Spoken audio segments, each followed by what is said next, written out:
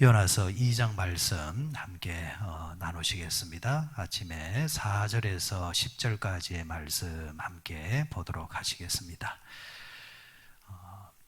다윗이란 인물을 우리가 잘 알고 있습니다. 이 다윗이란 인물이 어린 시절에 기름 부음을 받습니다.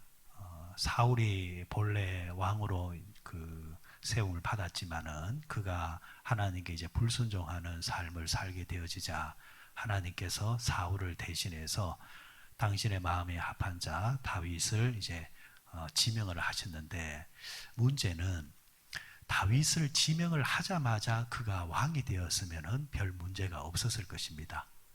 하나님께서 바로 다윗을 왕으로 세우고 사울을 폐위를 딱 시켜버리고 그렇게 이제 갔다고 한다면 별 문제가 없었지만은, 그러나 다윗이 기름 부음을 받기는 받았지만은 바로 왕이 되지를 않습니다. 10년 이상 쫓기는 이제 삶을 삽니다. 사울이 왕이잖아요. 사울이 왕인데 이미 자신의 이제 왕정을 딱 구축을 해놨는데, 어느 날 갑자기 사무엘이 선지자가 사울이 아니라 다윗이라 한단 말이죠. 자, 이렇게 이제 돌아가니까 사울 입장에서는 다윗이 없어져야만, 다윗이 죽어야만 자신이 계속해서 왕을 할 수 있단 말입니다. 그죠? 여러분, 사람의 욕구 중에 가장 큰 욕구가 뭐냐면은 권력 욕구입니다. 권력 욕구. 여러분, 우리 한 번씩 보잖아요. 저렇게 돈이 많으면 평생을 통해서 기업을 일구고 그렇게 살았으면은 뭐가 답답해서 아쉬워서 정치를 하려고 할까? 근데 사람은 가시다 보면은 옆에서 자꾸 충동질을 하면은 이 권력 맛을 보게 되어지면은 정치 맛을 보면은 헤어나지를 못합니다. 심지어는 자신의 모든 것을 일구었던 것을 집어넣는다 할지라도 그 욕구를 채우기 위해서 눈에 띄는 것이 없이 불 속에 뛰어드는 불나방처럼 그렇게 이제 하는 것을 이제 보게 되어집니다. 그만큼 이 권력 욕구가, 명예 욕구가 그만큼 크다라는 거죠. 우리가 신앙생활 할 때도, 교회 신앙생활도 항상 조심해야 될 것이 바로 그겁니다. 명예욕을 조심하셔야 됩니다. 명예욕을. 항상 우리는 나의 나 된 것은 하나님의 은혜라 하면서 자신을 부인하고 하나님을 높이는 습관적으로 자꾸 그렇게 노력하셔야 됩니다. 사울이 이미 이제 권력 욕구를 맛봤단 말이죠. 하나님이 이제 하신다 할지라도, 누가 한다 할지라도 빼앗길 수가 없단 말이죠. 그러니까 그에게 뭐가 임하느냐? 악신이 임합니다. 악신. 하나님이 그를 다스리는 것이 아니라 악한 영이 그를 다스린단 말이죠. 사람을 죽여서라도 그 자리를 지키려고. 그래서 이 사울은 다윗을 죽이려고 합니다. 심지어는 다윗을 얽어매기 위해서 자기 딸까지 팔아버립니다. 자신의 딸 미가를 다윗과 결혼을 시켜버려요. 그 이유는 다윗을 사위를 삼으려고 하는 것도 아니고 자신 옆에 두고 있다가 그를 해하려는 목적입니다. 자신의 딸까지 그렇게 하면서까지 자신의 권력을 지키려고 했던 사울, 그 사울을 이제 피해가지고 이제 본격적으로 대놓고 이제 다윗을 죽이려고 하니까 다윗이 더 이상 그의 옆에 있을 수 없으니까 도망다니는 인생이 이제 살게 됩니다. 그 인생이 10년이 넘습니다. 10년의 방황자, 도망자 인생을 살다 보니까 광야에서 자야 되었고 들판에서 자야 되었고 하루하루가 도망하는 인생, 얼마나 긴장하는 인생입니까? 그죠? 자, 그런 입장에서, 다윗 입장에서 가만히 생각해 보면 그런 생각을 가질 거예요. 하나님, 내가 왕이 된다고 했습니까? 내가 왕이 되고 싶다고 하나님께 기도했습니까? 하나님이 사무엘을 보내셔서 내게 기름을 부었지 않습니까? 그런데 이게 뭡니까?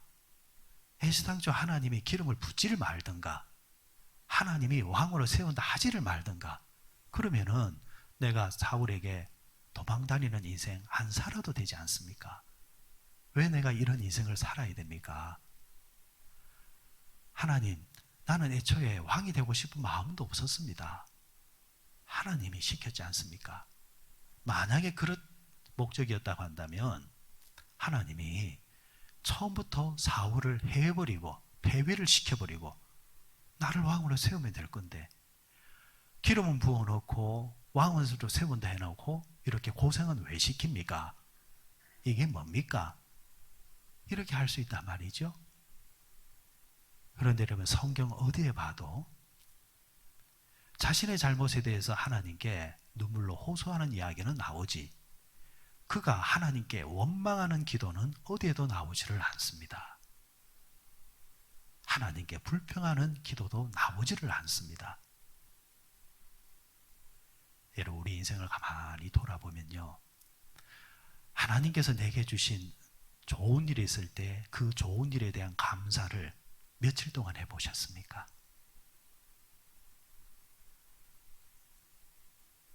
감사는 짧고 일이 잘 되지 않을 때는 원망은 긴 것이 우리 사람의 모습이라는 거예요. 그런데 반대로 신앙의 위인들은 좋은 일이 있을 때는 그걸 평생을 머금고 살아갑니다. 평생을 머금고 살아갑니다. 힘들고 어려울 때마다 그때를 회상합니다. 그리고 힘들고 어려운 일이 생길 때에 하나님께 잠시 탄원하고 하나님께 도움을 구하면서, 그렇다고 해서 원망하지 않습니다. 감사는 길고 원망은 짧습니다.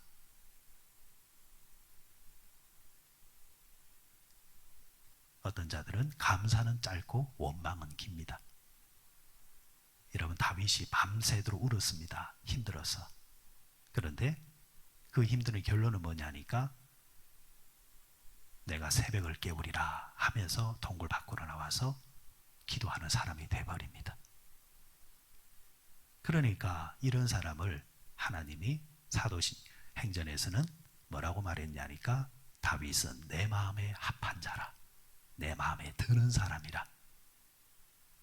그러니까 다윗이 얼마나 마음에 들었으면은 하나님께서 다윗에게 약속을 하실 때에 네 자식이 형편없어도 내가 네 자식 때까지는 내가 버리지를 않겠다 약속을 하시고, 하나님은 그 약속을 이행을 하십니다. 우리도 그렇잖아요. 부모가 좋으면요, 그 자식도 좋아 보입니다. 그런데 그 부모가 싫으면 자식도 보기 싫어. 옛날 어른들이 그래 말했단 말이죠. 여러분, 하나님도 마찬가지입니다. 그 부모가 내 마음에 들면요, 그 자식도 마음에 들어요. 그런데 그 부모가 하나님 앞에 마음에 들지 않으면은 그 자식도 잘 안 되는 것이 원리인 것 같아요. 그러니까 그 자식이 그것을 반전을 시키려면 몇 배로 노력을 해야 됩니다. 왜? 성경에 보니까 그 부모가 하나님 앞에 바르지 아니하면 3, 4대 내가 저주하겠다 했거든요. 가만히 한번 생각해 봤습니다. 하나님, 그럼 이게 연좌제라는 겁니까? 연좌제입니까? 그런데 그런 뜻이 아닌 것 같아요. 왜? 옛날에는 3, 4대가 같은 집안에서 살았습니다. 그렇죠? 3, 4대, 심지어 4대까지 사는 경우가 있었습니다. 그럴 때에 그 자식들이 뭘 보고 자랍니까? 어른들 보고 자랍니다. 부모 보고 자랍니다. 그러면은 자연스럽게 부모의 행동을 그대로 따라합니다. 달라지지 않는다라는 거예요. 본을 본다라는 거예요. 아, 하나님의 말씀하신 저주라는 게 이런 거구나. 그러면은 그 저주가 아니라 축복을 주려면 어떻게 하는 겁니까? 반대로 좋은 본을 보게 만들면 되는 겁니다. 좋은 본을 보게끔. 그렇죠? 자, 다윗이라는 인물은 이제 그런 사람이었습니다. 불평은 짧고 감사는 길었다 라는 것.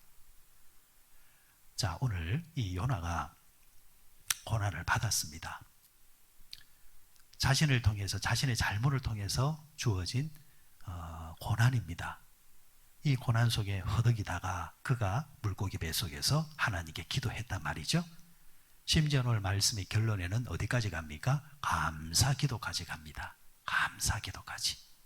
감사 기도까지 가는데 요나는 물고기 뱃속에서 비로소 신앙과 아니면은 인생의 깊이를 깨닫게 됩니다. 그가 깊은 곳에 떨어졌다 했습니다. 여러분, 사람은 깊은 곳에 떨어져 봐야 사람이 깊어집니다. 얕은 사람은요, 너무 쉽게 말을 합니다. 상대에 대해서 너무 쉽게 평가를 합니다. 제가 누누이 말씀드리지만은 교회에서는 절대로 다른 사람들 가르치려 들지 마십시오. 나도 그 사람의 입장이 되면은 그럴 수 있다라는 개연성이 항상 있다라는 거예요. 그 입장이 되면은. 그러니까 고난받는 자가 있느냐? 너희는 어떻게 하라? 기도해 주라 했거든요. 기도만 해주라는 거예요. 기도만 해주면 그 사람을 가르치는 분도 하나님이 하실 것이고 그 사람을 일으켜 세우는 것도 하나님이 하실 거란 말이죠. 하나님이 하실 거란 말이죠. 사람은 원치 아니하는 깊은 곳에 떨어지면은 평상시에 생각지 못한 것을 생각하기 시작합니다. 아, 내가 왜 이렇게 되었을까? 특히 그 사람이 기도하기 시작하면 기도 속에서 하나님이 그에게 깨닫게 하십니다. 그 깨달음이 주어지게 되어지면은 그는 그곳에서 이제 반전하기 시작하는 거죠. 왜? 그 고난이 하나님이 주시는 고난이라고 한다면은 하나님은 깨달음이라는 목적을 가지고 그에게 고난을 주는 것이기 때문입니다. 자, 이런 깨달음이 주어지게 되어지면은 이제 그 사람에게 무엇이 생기느냐 하니까 영적인 관점이 생깁니다. 관점. 관점이 뭡니까? 세상을 보는 눈입니다. 이 관점이 어디냐에 따라서 해석이 전혀 달라집니다. 여러분, 노란 안경을 끼고 있으면 세상이 다 노랗게 보입니다. 하얀 안경이면 하얀 안경입니다. 우리가 예수의 안경을 끼고 있으면 예수의 눈으로 세상을 보는 것이고 말씀의 안경을 끼고 있으면 말씀으로 세상을 다 보는 겁니다. 영적인 관점이 생긴다는 말은 이제 세상을 보는 눈이 영적으로 보이기 시작한다는 겁니다. 영적으로 보이기 시작한다. 그럼 영적인으로 보인다는 건 뭡니까? 좋은 일이 생기면 이 좋은 일의 배후에 누가 계시고 하나님이 계시고, 심지어 안 좋은 일이 생기는 경우에도 이 배후에 누가 계시고 하나님이 계시고. 자, 좋은 일이든 안 좋은 일이든 간에 그 배후에 하나님이 계시다라는 것이 드디어 보이기 시작하고 인정하기 시작하면 그 사람은 자유로워지기 시작합니다. 자유로워집니다. 욥이 고난 속에서 그가 이런 고백을 해요.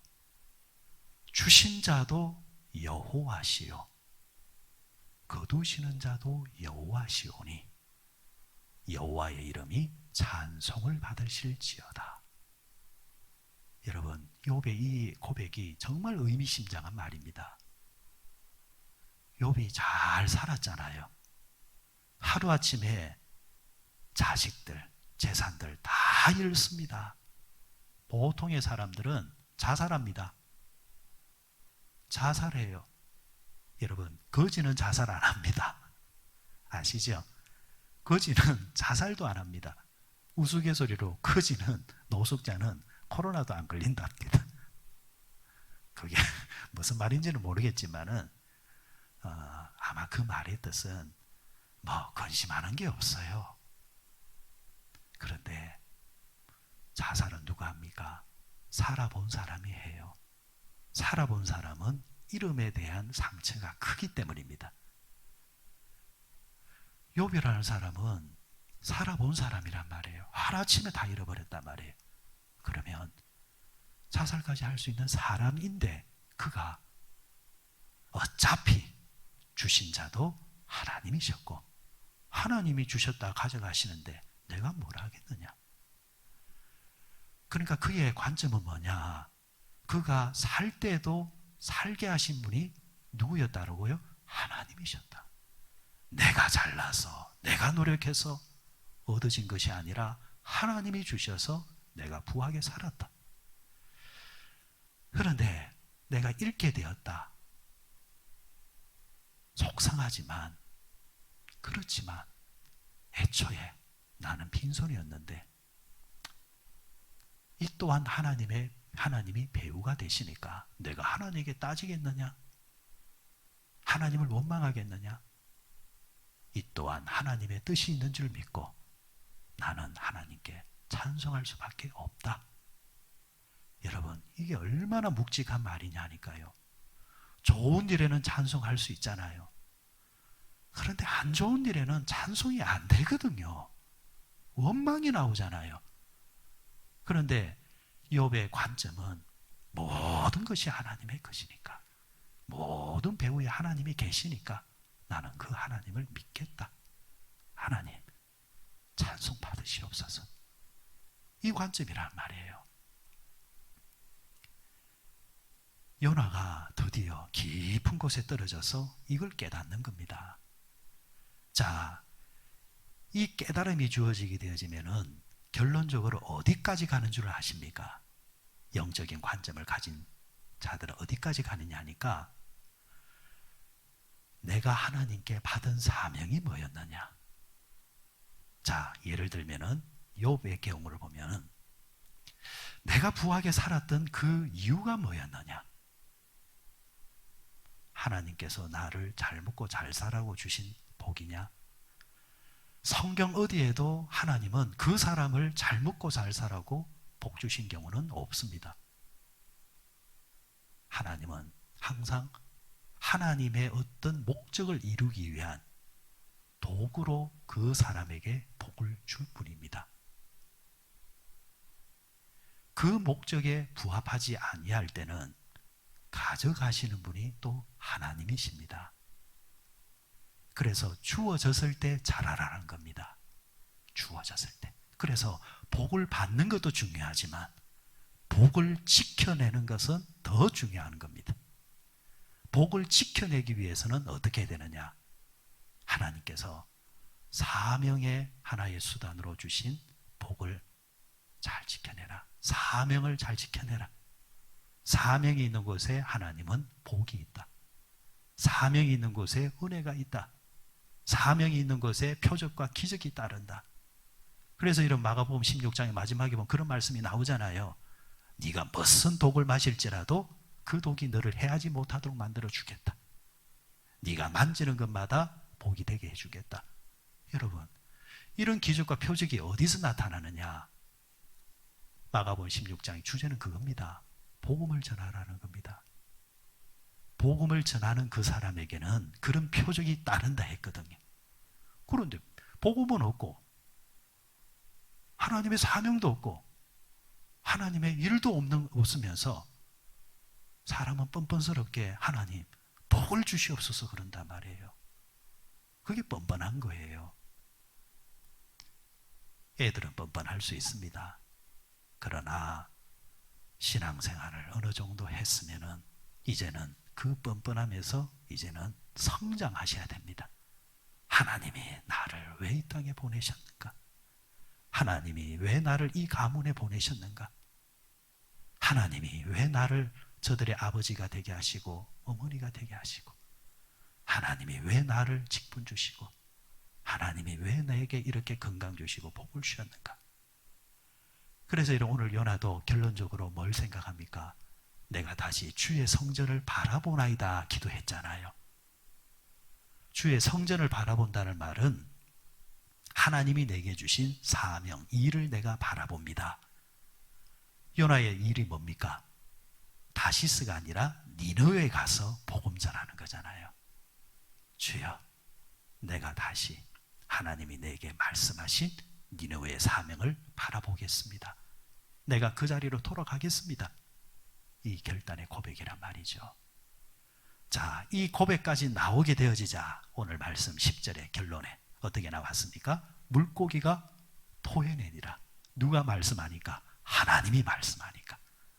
하나님이 말씀하시니까 저주가 다시 복이 되는 겁니다. 모든 주권은 누구 손에 있다? 하나님 손에 있다. 물고기 속에 들어가는 것도 하나님이요. 물고기 속에서 나오게 하시는 것도 하나님이요. 그래서 사도 바울은 이런 관점의 결론을 이렇게 말합니다. 내가 살아도 주를 위해 살고 죽어도 주를 위해 죽나니 그러므로 사나 죽으나 내가 주의 것이로다. 오늘 우리가 기도할 때 이 고백으로 나가기를 원합니다. 주님, 내 남은 생에 살아가는 동안 내 남은 생의 여정의 주인은 하나님이시고 배후에 계신 분도 하나님이십니다. 하나님, 주님이 주시는 복을 머금을 수 있는 자가 되게 해 주옵소서. 내 사명이 어디 있는지 늘 생각하게 해 주옵소서. 그리고 하나님, 잠시 고난이 있을 때에 그 고난 속에서 어리석게 원망하거나 분토하는 그런 어리석은 자 되지 말게 하시고 오히려 다윗처럼 욥처럼 이 또한 배후에 하나님이 계시다고 한다면 하나님의 뜻이 계실 것이고 하나님의 뜻 안에서 내가 깨달을 수만 있다고 한다면 다시 내게 복이 주어지게 될 텐데 그 복은 이제는 가벼운 복이 아니라 깊은 복이 될 줄 믿나니 이전보다 더 나은 사람이 되게끔 하시는 하나님의 섭리가 있는 줄 믿고 이 고난 속에서 잘 이겨내고 그리고 지혜를 얻는 자가 되게 하셔서